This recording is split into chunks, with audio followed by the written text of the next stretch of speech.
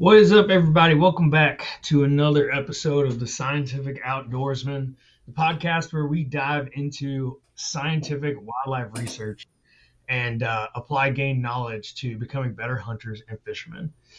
I am one of your hosts, Mark. We've got Cody and Matt, and we are all ecologists, super nerds that love to hunt and fish.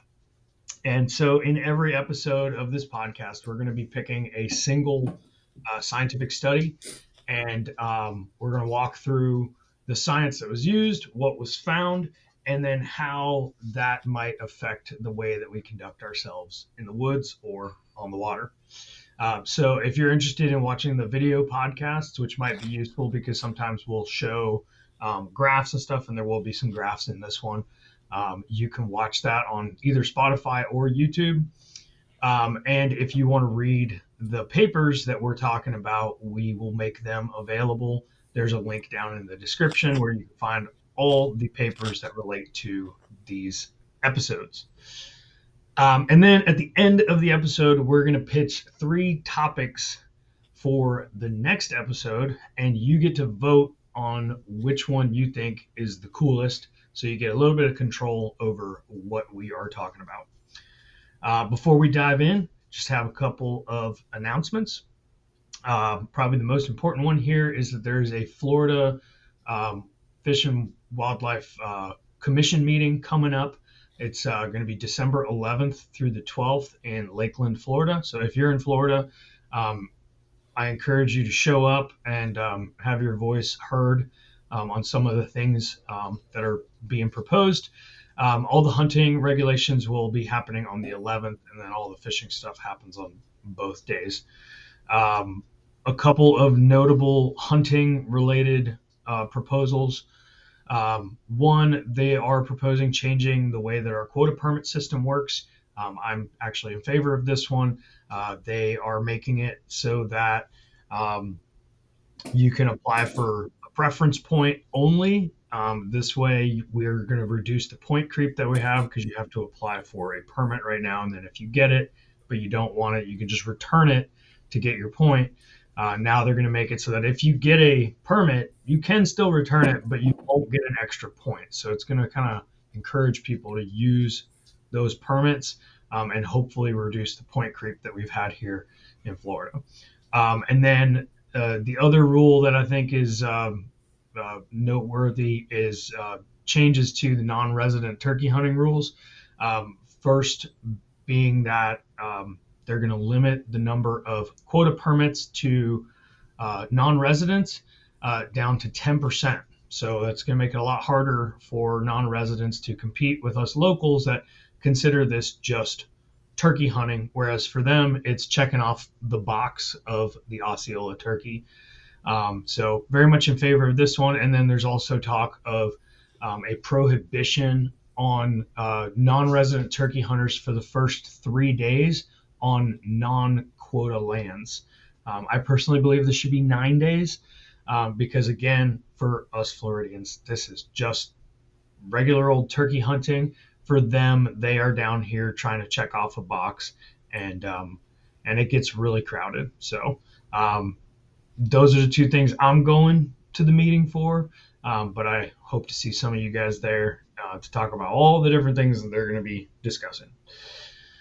Other than that, just got back from Wisconsin literally like 2 days ago, so there's going to be some sweet content coming out on Mark Goes Outside and Swamp and Stomp, the YouTube channels.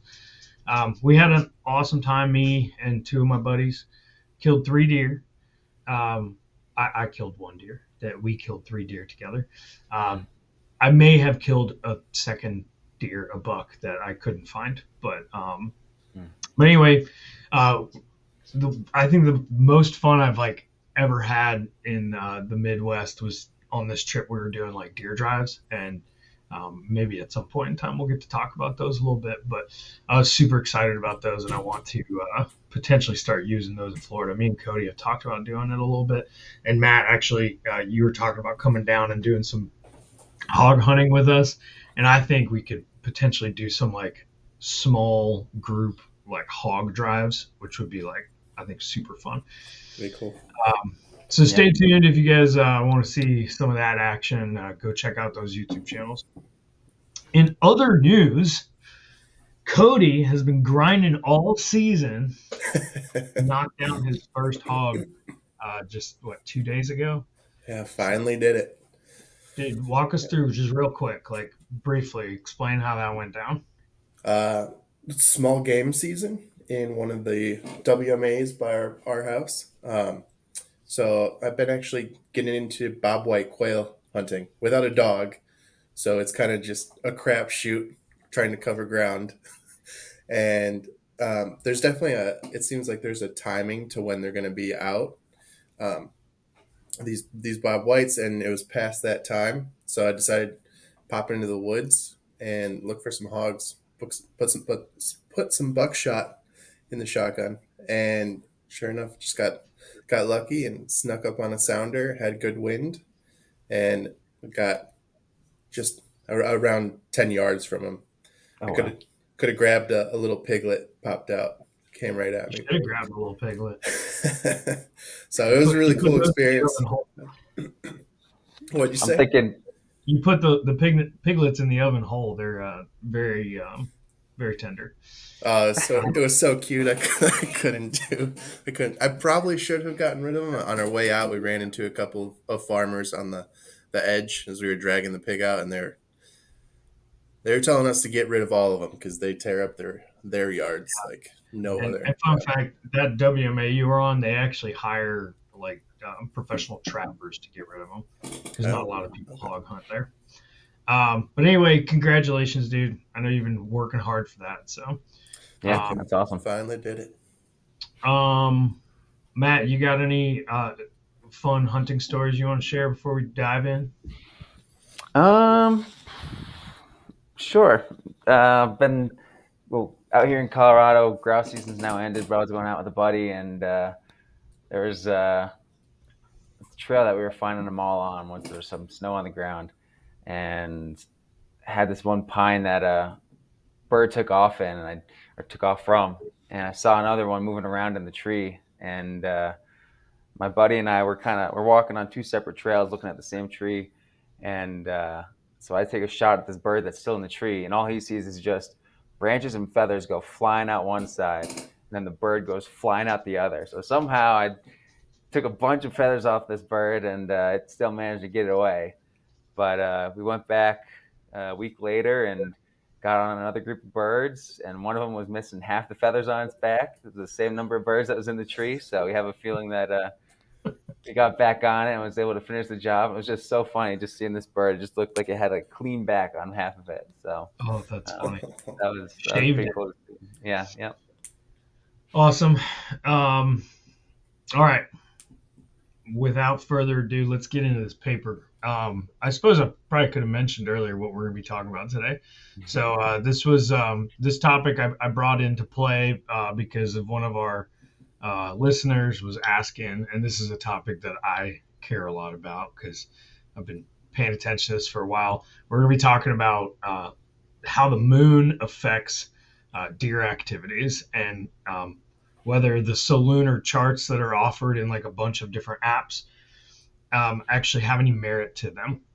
And so we found this paper by Jeffrey Sullivan. I can show you the paper here. Boom, there it is. Movement with the moon, whitetail deer activity, and solunar events. This is a 2016 paper, so relatively new. Well, damn, I guess it's already 8 years old. But this was published in the Journal of the Southeastern Association of Fish and Wildlife Agencies, and like I said, the aim of this was to assess these solunar phases and how they affect deer activity, or if they affect deer activity.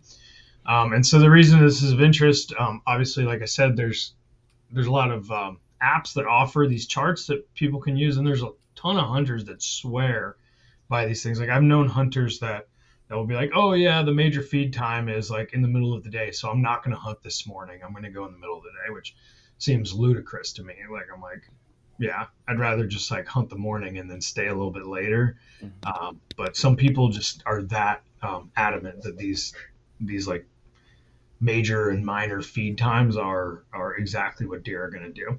And there's good reason for that. There's a lot of different species that have been shown to have responses to solunar activities. Like the paper kind of mentions a few of them. You know, we're dealing with three fish ecologists here, so we can probably give lots of examples of fish that spawn, with full moons. I know permit do, sheep's head, lots of snappers, all kinds of spawning aggregations are associated with the moon. There's a number of crustaceans like shrimp and crabs and stuff will um, migrate out of estuaries during certain moon phases. There's evidence that certain prey species will, like I think it was rabbits they talked about. They'll decrease their movement during full moons when nocturnal predators are going to be able to find them more easily. So there's lots of examples of this, and in fact, there's also evidence that humans respond to the moon. There's an increase in admissions to the emergency room surrounding full moons, and that's like well documented. So humans get a little crazy. So why wouldn't deer get a little crazy, right? Yeah. So there's two different types of like moon activity that hunters really look at, right? So I myself haven't really thought much about this other than when I'm walking out in the woods. If I see a full moon, I'm like, ah, shit, I'm not going to see anything because everything's moving around at night and it's not going to be Yep. moving around during the day. So you got the moon phase. So how close you are to that full moon, or also how close are you to a new moon where the moon's not out that night, it's completely dark. Yeah. So moon phase, but then also moon position. So this one was kind of new to me, where you got these major moon events. So those are the rising and setting of the moon, right? So that's going to be like right around when the moon Well, comes and up over the horizon, yeah, below the rise and horizon. set, but also underfoot and overhead, and so So are the those the idea. minor ones? So the minor one is rise and set, Okay, and minor's then rising set. underfoot and overhead is supposedly like the major feed time, which I don't really know what that means, but the idea, I guess, is that like a deer is supposed to get up and eat 4 times a day, and that it coincides with these four moon positions. See, this is why I don't get many deer because I don't look at these things, right? Yeah. So most apps that you use, like I, not endorsing any particular one, but I don't know if Onyx has it, but I know Hunt Stand offers the solunar charts, and I look at them pretty regularly because the way I've always thought about it is like I don't want it to discourage me from being in the woods, but I'll use it to encourage me to stay just a little bit longer. Like if I go hunt in the morning, I look at those charts and it's like, oh, the major feed time is until like 11 o'clock or whatever. I'm like, okay, I'll stay in my tree until noon. You know, whereas like if I'm like, I'm ready to get down and I look at it, and it's like, oh, major feed ended like an hour ago. I'm like, I'll probably still stay in my tree stand until 12 o'clock. I'm stubborn like that, but yeah, I always try and let it encourage me to stay longer, not the other way around.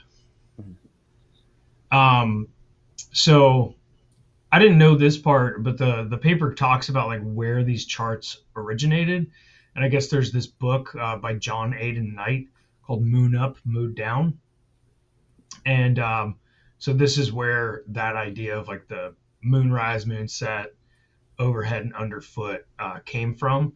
And based on this theory, they rank the days 1 through 4. And this ranking drives me nuts as a scientist because it doesn't have like any rhyme, or well, I guess it has some rhyme or reason, but it's not continuous at all. Like um, 4, so 2, 3, and 4 are like basically the same thing.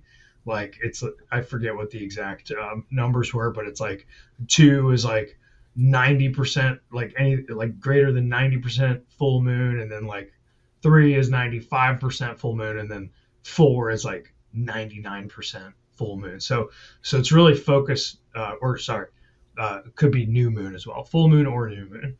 So it's really, really like focused on those new and and full moons, and then like everything else is a one.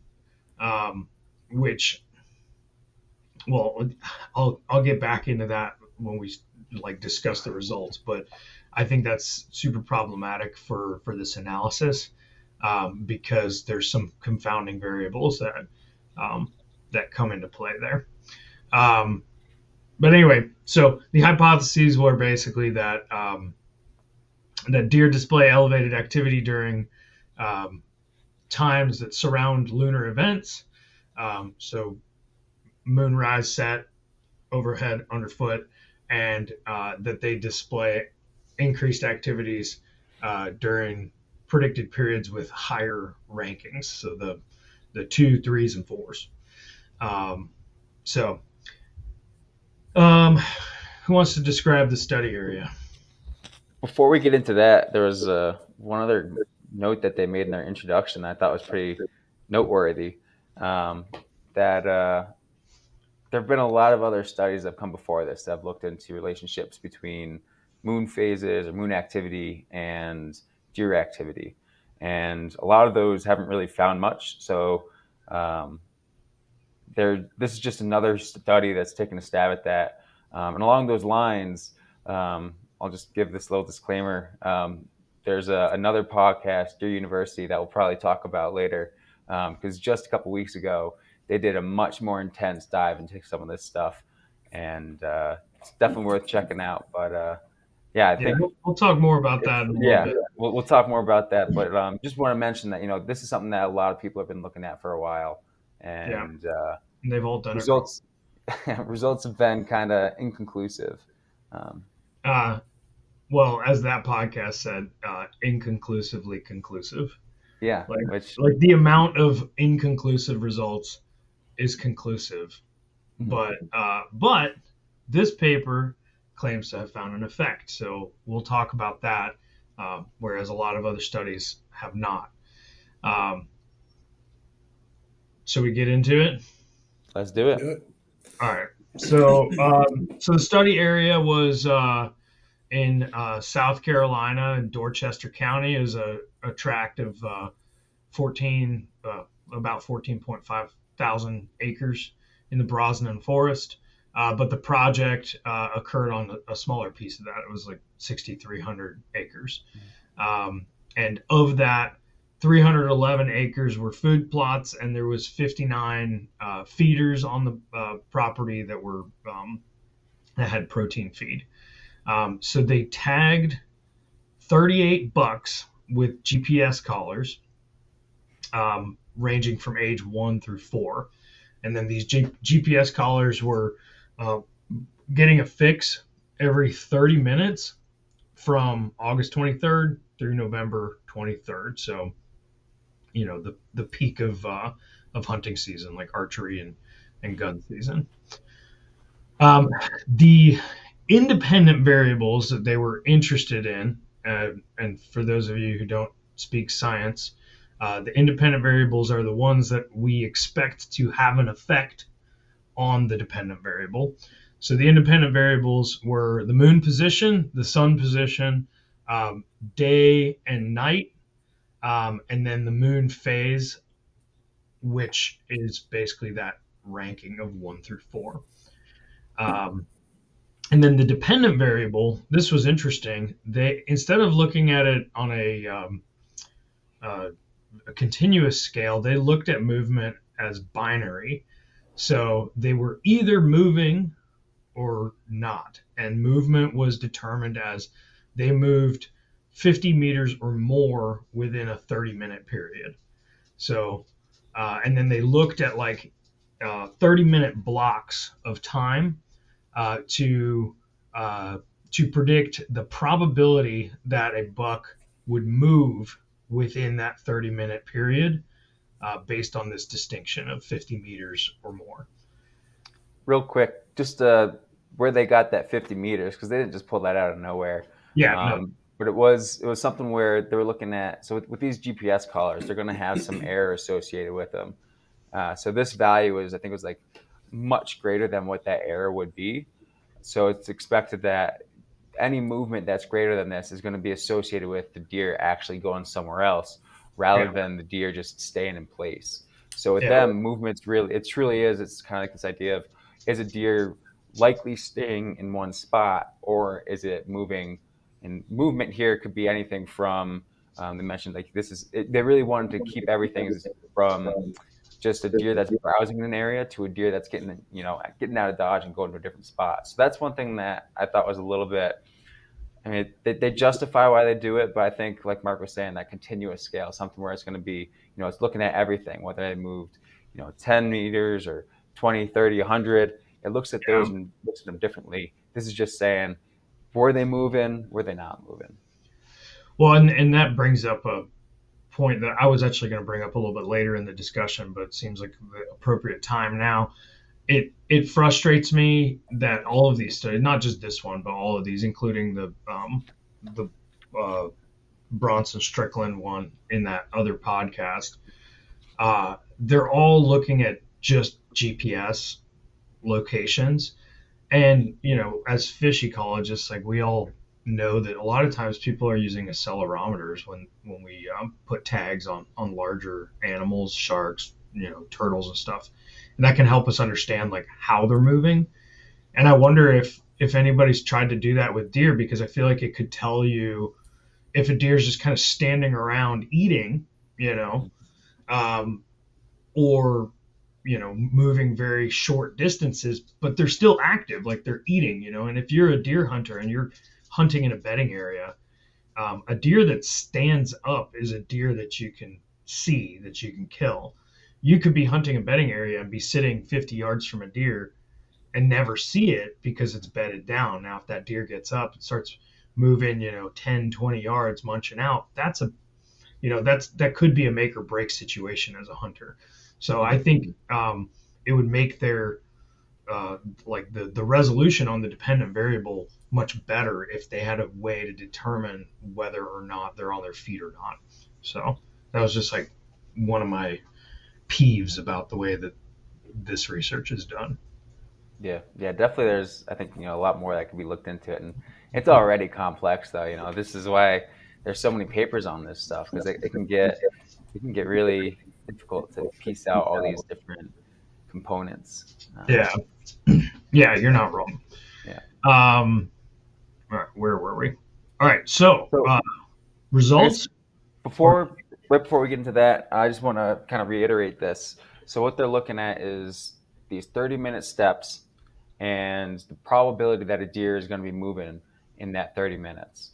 So, and movement is it comes out to be about like just under 60 yards in 30 minutes. So that's not a lot of movement. That's 120 yards, less than 120 yards in an hour. So when you think about a deer, almost each step is probably close to a yard.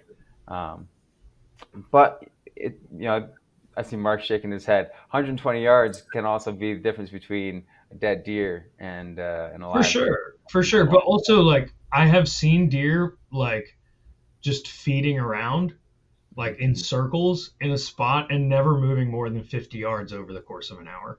Yeah. I've seen that on numerous occasions. If they're in a spot that they really like, Mhm. you know, then they don't move a lot. And if you're going to try and get in tight to like a bedding area where you'd find a big buck, then like a lot of times you hear people talk about this all the time. You're going to climb a tree like inside of 75 yards of that deer. And you got to do it real quiet. You got to be downwind. And if the wind switches on you, you're screwed.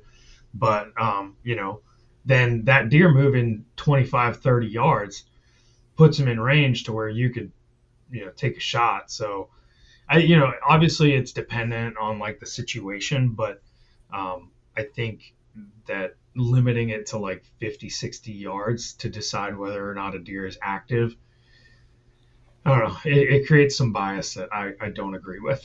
So, Yeah. but that said, the Bronson Strickland's group, when they did it, they did not put that limitation on it, and they looked at it as a continuous variable, um, and found that the differences in movement.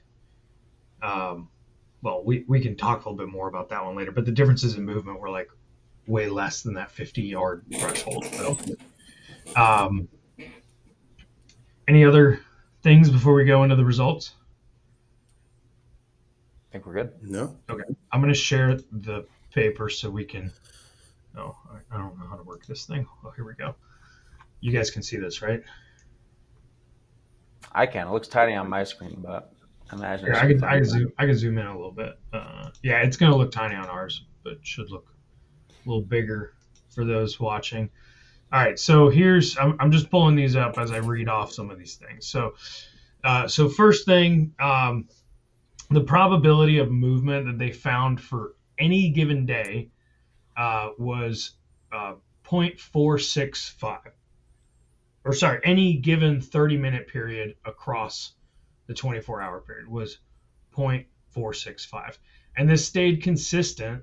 So this is kind of, this figure is hard to show because it shows the rankings down here at the bottom but doesn't show them on the top one. So we've got the first bar chart here is all days, and then we've got rankings 1, 2, 3, and 4. So um, across a 24-hour period, there is no difference across these rankings.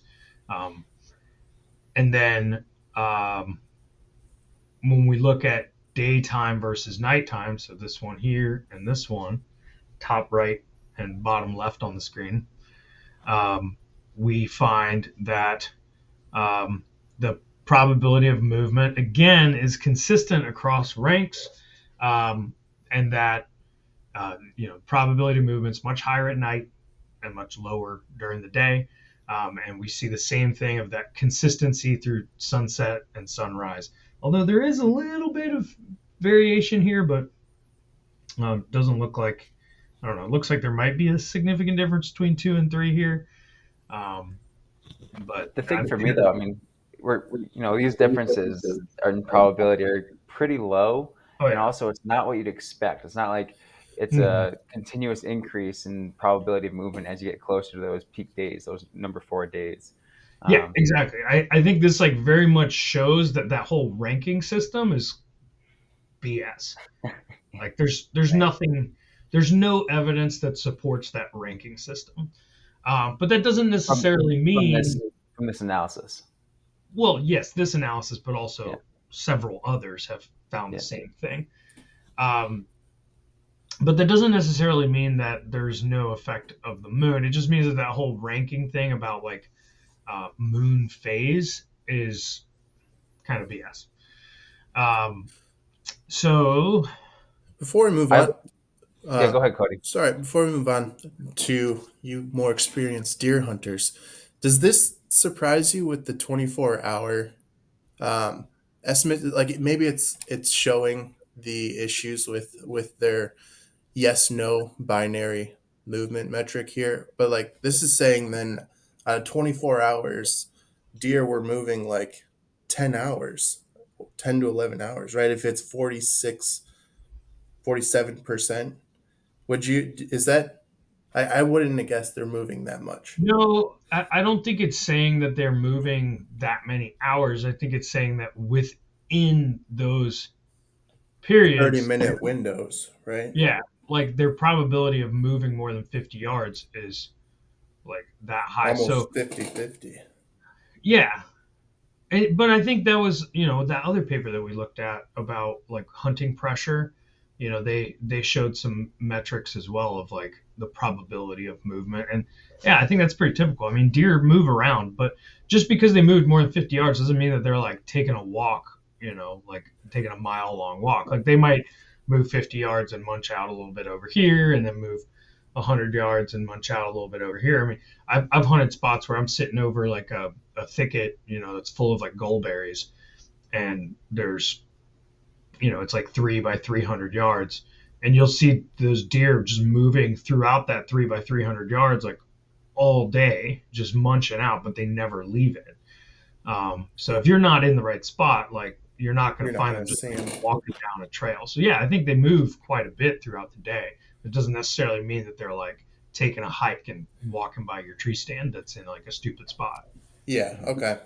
This maybe inflating the reality a little bit because we're binary again, but you agree like it's not anything out of the ordinary what you'd expect. Yeah, no, Is what I you're think saying? Yeah. this is totally what you would expect. Um, Also, what I was going to say there too is the one thing that I did not expect, um, you know, with the looking at these different periods of the day. This is just kind of a side note, but they were looking at the day, the night, sunset, and sunrise. Um, Sunset, sunrise, and night. Those were almost all consistent. Although I've always thought that sunrise hunting might be a little better than sunset hunting. It's not well, as enjoyable, so I thought that'd be better. But they did find that the sunset was slightly highest in terms of the probability of movement than night, than sunrise, and like half during the day. yeah, um, yeah. I don't know that sunrise or sunset is better than the others. I find that like I've thought about that a lot. I think I enjoy an afternoon sit a lot more because I can like find my spot on the way in and like Yeah, it gets exponentially more exciting as the hunt goes on because you're yeah, anticipating there's more chance of movement the closer you get to sunset. Whereas like a morning hunt, it's like exciting for the first 30 minutes and then as the day goes on you're like, well, the chances of not a like deer good. walking by are getting lower and lower, you know. Yeah, yeah, But I don't think that there's like more or less chance on either one of them. But I did think it was interesting. I don't know if you guys caught this from the Bronson Strickland podcast.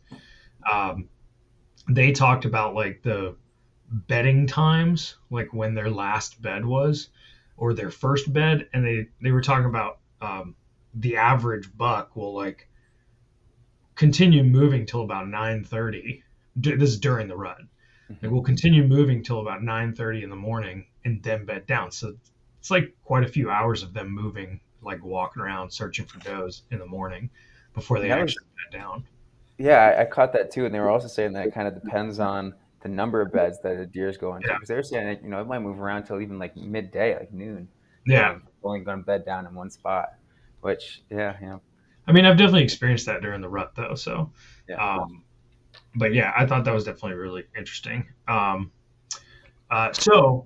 So that was kind of like looking at it uh, overall, and then this next set of figures, um, I thought was pretty seemingly interesting. Let me zoom out just a tickle here. Um, so this is showing again those day ranks on the x-axis, and on the y-axis we have that probability of activity. Looking at the moonrise, moonset, moon overhead, and moon underfoot separately, um, and they found that um, deer would be 2.4 and 2.8 times more likely to move around moonrise and set on days that were ranked 4 versus 1. So these right here. So when you're on a day that's ranked as a 4, they are more likely to move around moonrise and moonset. So that seems pretty cool, right? Wrong. No, it is cool. It is cool. And then conversely, they would be less likely to move on days ranked 2, 3, and 4 compared to a day ranked as a 1 um, for the moon overhead and underfoot, which seems like a pretty cool effect. And they've reported as such. They're like, yeah, we found this like effect of the moon affecting this stuff and blah, blah, blah. But if you actually understand how the moon phases work, you would know that there's some major confounding variables here and that this is essentially bullshit. Um, and do you guys know why? Those. So my question, looking at this overhead underfoot thing, still confuses me a little bit, and it's totally new to me. I haven't gotten into the solunar charts out hunting. But if you got a full moon or a new moon, is moon rise and overhead, is that going to be like almost at midnight? Is it for the new moon? So then you'd have the Exactly. rise close to the crepuscular period when they're already more likely to be. Is that Exactly. okay? That's why this is bullshit, because a, a day that is ranked 4 is always, and same with 2 and 3, because those are like 90, 95, and like 99% full moon. When you're close to a full moon or a new moon, the overhead and underfoot is going to be in the middle of the day or in the middle of the night. And we know that deer are most likely to move around the crepuscular period, right? Sunrise and sunset. And so that's why the probability of movement is highest during moonrise and moonset on a 4, because that coincides, is most likely to coincide with sunrise and sunset. Like the sunrise and sunset are happening at the same time. Um, so and then the opposite is true here. Like, yeah, of course they're less likely to move on a day that's ranked a 4 during moon overhead, because it's the middle of the day, you Mhm. know. So I don't know that this is really proving anything. They really kind of overlook that aspect, and I think in order to truly assess this, they would need to at least find some sort of way to partition the covariance explained by these two variables that clearly overlap. You know? I'll just mention too, the one thing that I don't really like about this scale is a 4 is includes both extremes, right? You have complete darkness because it's a new moon, and then you Yep. have as bright as it's going to be because you have a full moon. And to me, like, I would expect the opposite thing to go on. You know, when I go out hunting, it's like if it's a new moon the night before, I'm thinking I'm going to see all sorts of activity because those deer were quiet last night. It was dark out. If it was a Yeah. full moon, I'm thinking, I'm not going to see much because they were moving all night long. And so when you put those two things together, they kind of average each other out. And that's where, I don't really like this scale because it's the way that I think about how the moon might have an effect isn't really evaluated. You can't piece those pieces out. I agree. I think that this paper basically, all that it evaluated was whether or not this ranking system and like these solunar charts that we often get, like whether there's any merit to it. Mhm. And I think it's pretty clear, like, no, there isn't. But they didn't really assess all the different ways that the moon can affect deer movement. They really were just assessing whether these predictions are legitimate, Mhm. which I think is a shame. But I guess that's part of the reason that Bronson Strickland's lab decided to go into more detail on this, and they really tried to address sort of all of the theories. But I still think that there's a couple of things that um, they could have thought about differently. But, one of the other theories that's like really popular is called the red moon phase, or the red moon theory, and that's one that I honestly believe a little bit more in, and that's basically that when moon overhead and underfoot coincides with um, sunrise and sunset, that's when you're going to see more movement. And this kind of suggests that that might be the case, because those times when moon overhead and underfoot are going to coincide with sunrise or sunset are going to be rank 1 days. And but the rank 1 here like incorporates so many different combinations of like moon position and sunrise and sunset. So it might be a little bit muddied because of that. But if they were to focus specifically on those like red moon days, who knows? Maybe there'd be a stronger effect. But that said, in Mississippi, where Bronson Strickland did his study, they did not find that the red moon um, theory applied. So I don't know. I don't know. I'm confused right now. Matt, Um, Matt, what you said about like earlier on about the full moon, thinking deer out foraging at night, you're not going to see stuff. New moon, maybe more likely. I've fished kind of like that. Yeah. And then reading this paper in the intro and thinking about how this would all maybe work, and then Mark, with your proposed nocturnal predator paper a week or two ago, Uh-huh. I'm wondering if it'd be the opposite in areas like Florida where we have some nocturnal predators.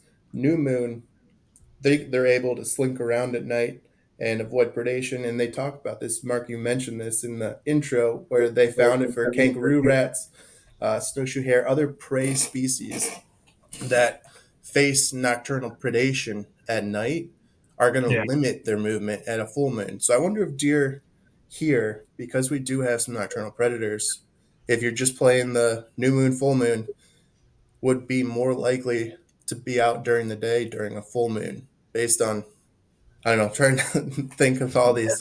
I mean, that's a great point. And you reminded me, I didn't actually get to my point like before you started talking, but to that point, there is another theory that the moon phase affecting deer movement has nothing to do with like its position or anything like that, but it's all about luminosity.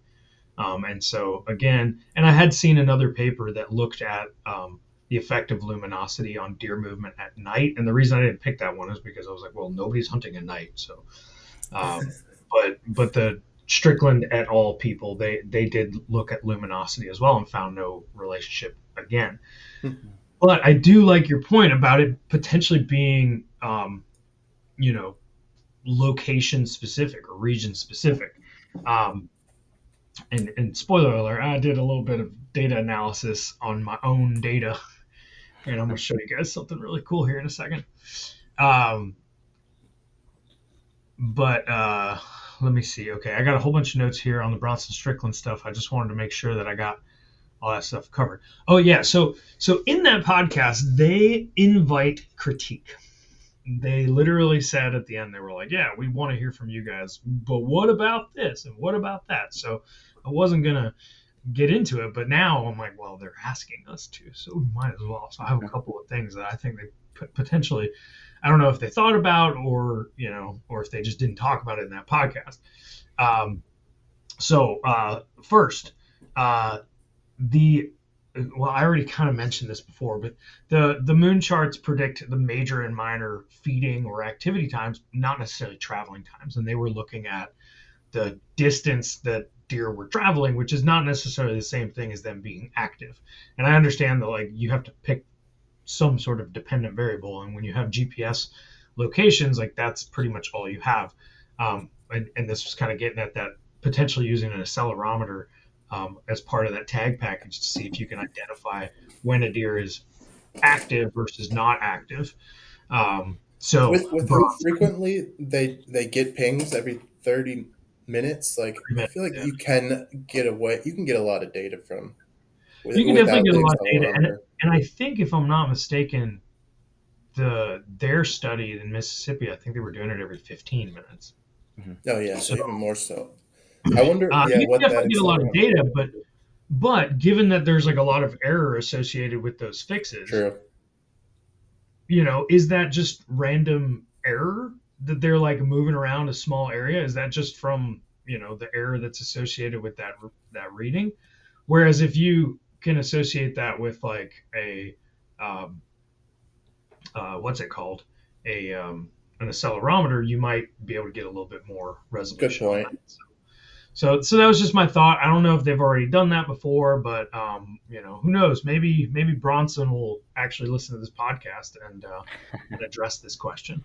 Um, and then point number two, I think at this point in time, ecologists like understand that there's very few variables that like act or influence each other independently of confounding variables. And so, hunters, they did a survey to like drive their study and, like, how do you think the moon affects deer? And people answer that question. Well, I think they should have asked a more broad question, like, what are the things that you think affect deer movement? Because if you ask that question, well, a lot of people are going to say, well, the weather affects the way that deer move, barometric pressure, temperatures, the moon is just one of the things, wind direction, these can all play a small role. But when you get a bunch of small effects, put them together, and you can understand how they work together, well, now you might be talking about being able to predict deer movement in a much bigger way. And so I think in order to really address this, you need a multivariate approach. You need to look at like all these different variables and see how these variables interact with each other. Because oftentimes you might have like an effect size that's like super small for a single variable, which is what we're seeing here with the moon stuff.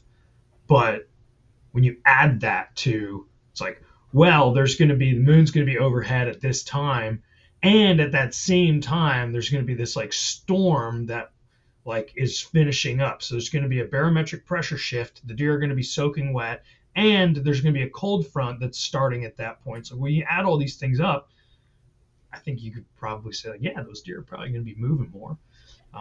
So I'm kind of curious how that all like adds up.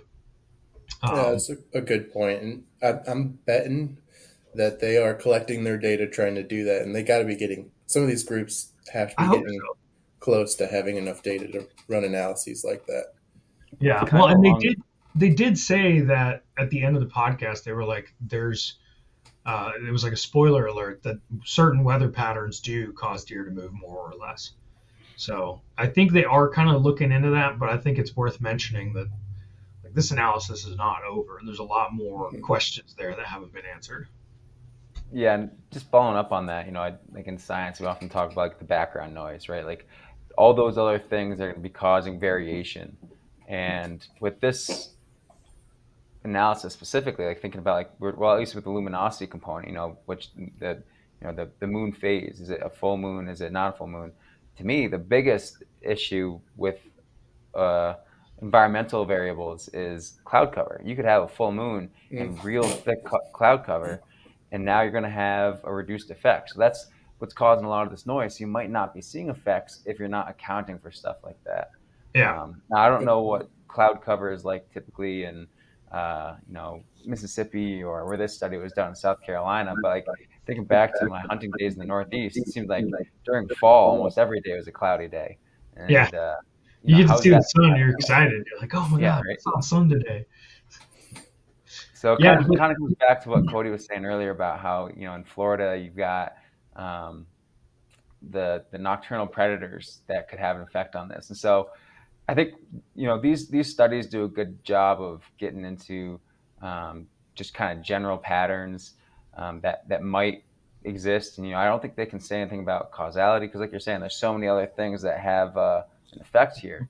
Um, but the thing I always come back to is you got to think about the area that you're hunting, and you know, it's another thing that Bronson podcast mentioned that I thought was a good point is we're kind of biased by the times that we're out in the woods. Unless you're out in the woods for the entire hunting period, every day that you go out, you're not going to be getting a good idea of what deer activity is.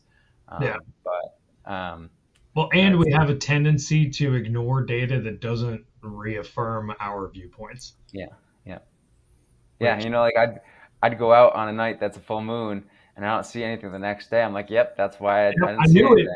I knew it. There's no deer out there on a full But moon. Yeah, exactly. 99% of the time I go out, I'm not seeing anything anyways. It's just, that Yeah, one day I gave it a specific reason. So, yeah, yeah. exactly. No, and that's like a really good point.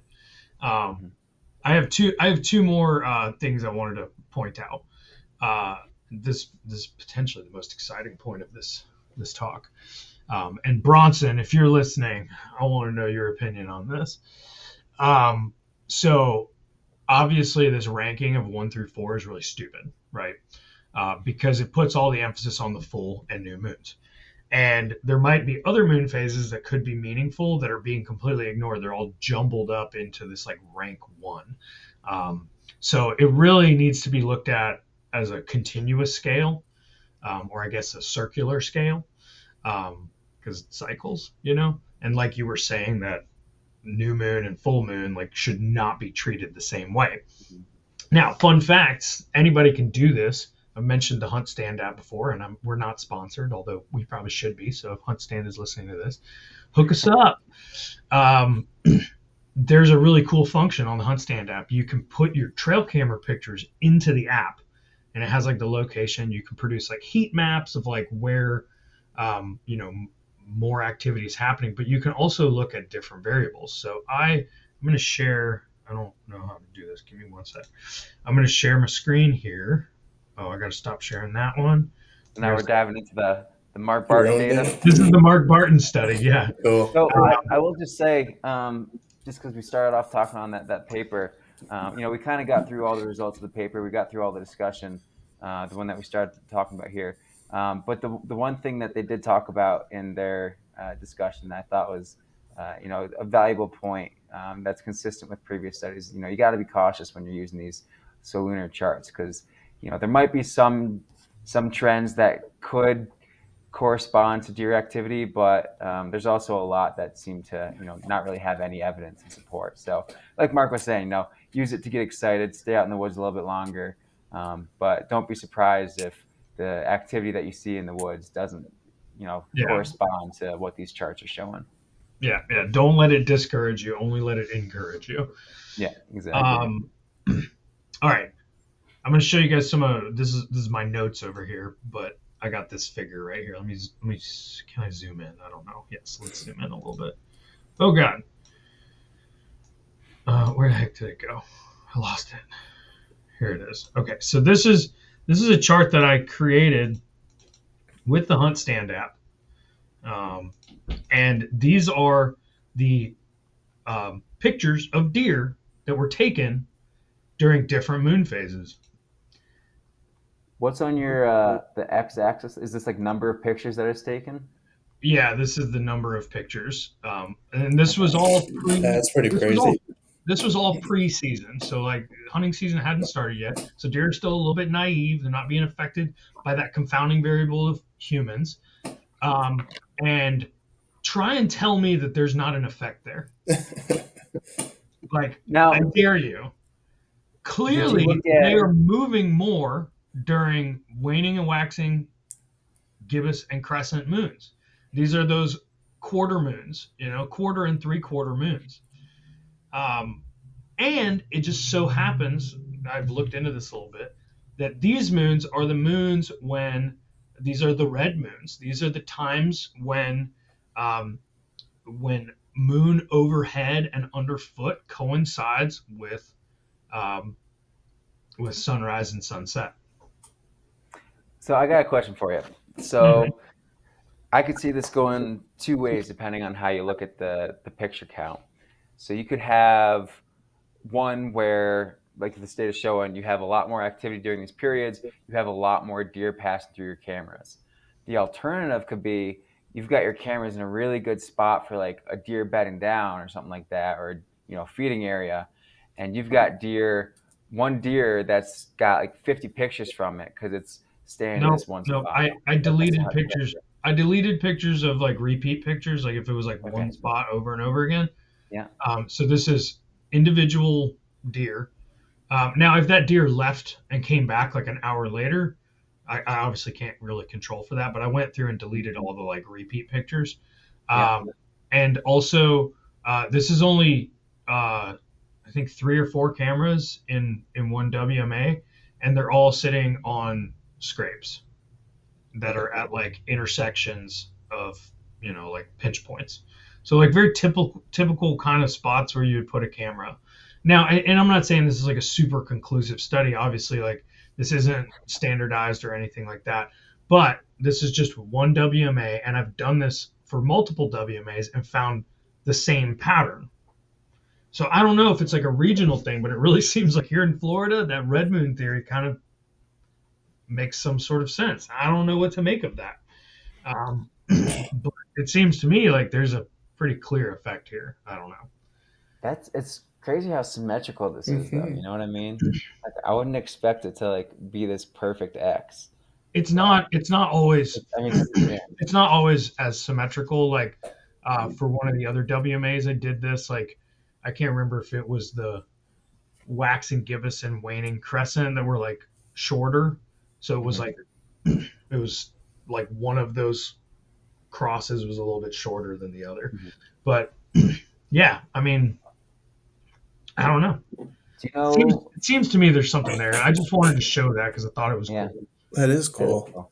So what's like the scale on your x-axis? It's a little bit hard for me to see. It's like right now, a new moon. It looks like you got very few Got pictures. about probably, I don't know, this is 150 right here. So this is 600. So the, 150 pictures. the highest number of pictures was um, 450 was during the waxing crescent. Now, Uh, what's 450 pictures across like what type of period? Like, is that for like it's like across multiple? it's like a 3 month period, Okay, all right. Because I was gonna say like and like you guys have a shit ton of deer in Florida. like 4 different cameras, um, All right. across Yeah. like a 3 month period. Okay. So, but then like during the new moon, full moon, we're getting like 75 pictures, Mhm. um, or a little less. So I don't know. We don't have to get too far into it, but I just wanted to show it because I Yeah. thought it was an interesting point that there does seem to be instances where moon has an effect on deer activity. If we can say that like them showing up on camera is activity, which I think is a reasonable assumption to make. Can you does what's hunt stand, right? Hunt That's the stand, yeah. app. Do they can you put in a time variable in analysis like that too? Yes. Yeah, there's a bunch of different things you can do. It's definitely it's not as versatile as like R, but Yeah. That's there's a cool. few You can things. just upload it and it spits that out. Yeah, very cool. The thing that's kind of nice about that too is you can think of that as being like truly from a hunter's perspective because this is activity that's meaningful. It's activity where this is a deer that's moving into your hunt Spot zone. I can hunt exactly where I Exactly. would hunt. Yeah. Very So cool. these other things you talk about, like coming back to this paper, uh, a deer that's moving is anything that's over like 60 yards in a half-hour period. If a deer moves 60 yards, does that mean I'm going to see it? It's hard to say. So with Yeah, the game cameras, that's a cool point. Is that it's like, what is the probability that this thing is going to come out right in front of you? Now, yeah. with It's your gonna cameras, walk you by the try to kind put of them spot on, you actually hunt. yeah. So with Yeah, those cameras, you try to put them like on trails. So like anything that's going through the area, you got a good chance of seeing it, or is it something where like there could be all pretty sorts of much. movement going around Yeah, and dark? I usually put cameras in like pinch points where like a Yeah. lot of trails come together. Usually at those spots is where I'll find scrapes. Like I really try to focus on scrapes as much as I can, if I Yeah. can find them. But yeah, anyway, I think we got to kind of wrap up. But one last little point here, something that irked me. I don't like that these studies focused on bucks only, Mhm. because especially because an older buck is, and we saw this with the first paper that we discussed about hunter pressure. They're going to be a lot more weary in their movements. They're taking a lot more learned behavior into account. And so while they might feel the urge to get up and move because of the moon, they might just not because they've learned certain things. And so I think that it would make a lot of sense to include like naive young deer in this study because I think those deer are more likely to respond to that like innate like feeling of like, oh, I just have a feeling I got to move right now. Yeah. Um, so yeah, Same with yeah. that was just Those something. two. We don't have to get into it. I just wanted to say it. Um, I think we can conclude by saying that solunar chart predictions with 1 to 4 rankings is kind of BS. It's BS. But all of the analysis thus far indicate that there's no discernible pattern, but there's a lot of confounding variables that have not necessarily been addressed. So we're not saying there is no effective moon, but so far it doesn't seem like there is. And I still don't believe it. And I think we can conclude on that because we are at 59 minutes and we promised we wouldn't go over an hour. Any last words? You have 45 seconds. Go. I'm good. We're good. All right. Yeah. I like Make it. sure you all subscribe. And oh crap, we haven't talked about the topics yet. Next week's topics. I guess we're gonna go a little bit over an hour. Let's make it quick. All right. My topic. We are talking about switching gears a little bit. Hunting season's coming to an end, so we are thinking about duck season. So we're gonna talk about ducks a little bit. So for my paper that I picked out, I'm interested in spring migration stopover habitat selection. What what should I be looking for when I'm looking for places that ducks are likely to make a quick stop while they're migrating? What kind of habitat? And so I found a paper that looks at 6 different species, and the habitats that they select and the food that they pick when they're choosing their stopovers. That's my topic. What do you guys got? Matt, you want So to I go? didn't look at I didn't look at ducks. I looked at Canadian geese because Okay, cool, firstly, cool.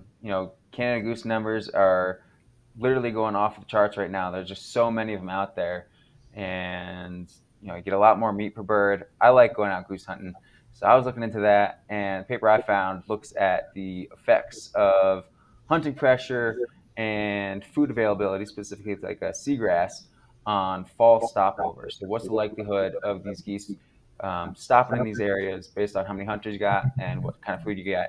And they were looking at that kind of in more northern areas, so like Eastern Canada area. Cool. Very similar topic, very different bird. Yep. All right, mine's a little different and topic and different bird. I told you in the beginning of the podcast, I'm trying to figure out Bob Whites without a dog. So I got a Bob White habitat selection paper. It is small game season here. We can get Bob Whites and having a little success with it, but um, study in Texas with kind of similar habitat. It sounds like looking at movement, space use, and habitat use throughout the year during the mating season and before and after in covey season. So that's what I'm pitching. Cool. Make sure you all vote. Either drop a comment, or if you're on Spotify, there's going to be a poll. You can just click whichever one you like. And we will catch you guys in 2 weeks in the next episode. Thanks for tuning in. Thanks, Peace guys. out.